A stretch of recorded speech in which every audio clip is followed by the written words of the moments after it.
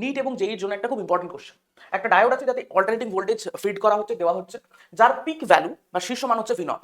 Normally আমরা যেটা use করি, এখানে ডায়োডের সঙ্গে একটা রেজিস্টার লাগিয়ে দিই এবং তার অ্যাক্রস আউটপুট ভোল্টেজ নিয়ে যেটা হাফ ওয়েভ রেকটিফায়ারের মতো কাজ করে এই পুরো সেটআপটা। বাট এখানে রেজিস্টারের জায়গায় আমরা একটা ক্যাপাসিটার লাগিয়ে দিচ্ছি এবং ক্যাপাসিটার অ্যাক্রসে আউটপুট ভোল্টেজ মাপতে চাই।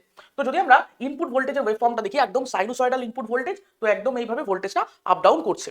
তো আমরা যদি ফার্স্টে খেয়াল করি যে এই পয়েন্ট থেকে জিরো থেকে ভোল্টেজ বাড়ছে, তো যখন ভোল্টেজ বাড়ছে তখন এই এন্ডে এটা হচ্ছে এন সাইড এবং এটা পি সাইড। তো পি সাইডে হাই ভোল্টেজ আস্তে আস্তে সেটা বাড়ছে জিরো থেকে, এবং এন সাইডে লো ভোল্টেজ রয়েছে, ঠিক আছে, এন সাইডে জিরো গ্রাউন্ড করা থাকছে।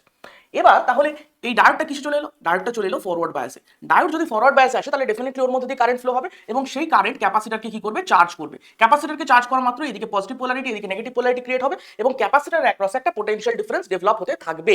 তো এই ইনপুট ভোল্টেজ যেভাবে বাড়বে ক্যাপাসিটর অ্যাক্রসে, আমরা যদি ধরে নিই যে ডায়োডটা আইডিয়াল ডায়োড এবং আইডিয়াল ডায়োডের অ্যাক্রসে কোনো ড্রপ হচ্ছে না, পোটেনশিয়াল ড্রপ হচ্ছে না, তাহলে পুরো ইনপুট ভোল্টেজ যেভাবে বাড়ছে ক্যাপাসিটর অ্যাক্রসেও ভোল্টেজ সেই একইভাবে বাড়বে। তাহলে আমরা আউটপুট ভোল্টেজে একদম এইরকম আঁকলাম পিক অবধি হলো। এবার যেই পিকে পৌঁছে গেল, এবার কি করছে, ইনপুট ভোল্টেজ ড্রপ করছে।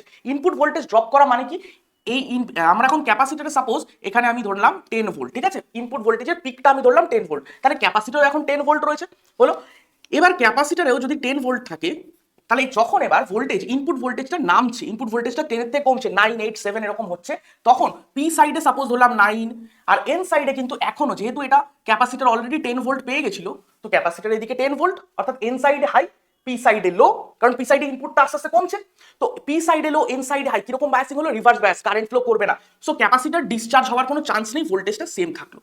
নেক্সট যখন আমরা নেগেটিভ হাফে চলে যাচ্ছি, তাহলে ক্যাপাসিটর ডায়োডের ক্ষেত্রে পি সাইডটায় শুধু লো ভোল্টেজ না, ইভেন নেগেটিভ ভোল্টেজ চলে আসছে। তো নেগেটিভ ভোল্টেজ আর এন সাইডে এখনো কিন্তু ক্যাপাসিটর ডিসচার্জ হয়নি, তো 10 ভোল্টই আছে, পজিটিভ 10 ভোল্ট। তাহলে এখনো কিন্তু ডায়োড রিভার্স বায়াসেই রয়ে গেছে, এখনো ডায়োড রিভার্স বায়াসেই রয়ে গেছে। সো আবার ক্যাপাসিটর বাই সার্কিটে কোনো কারেন্ট ফ্লো হবে না, দ্যাট মিনস ক্যাপাসিটর আবার ডিসচার্জ হলো না।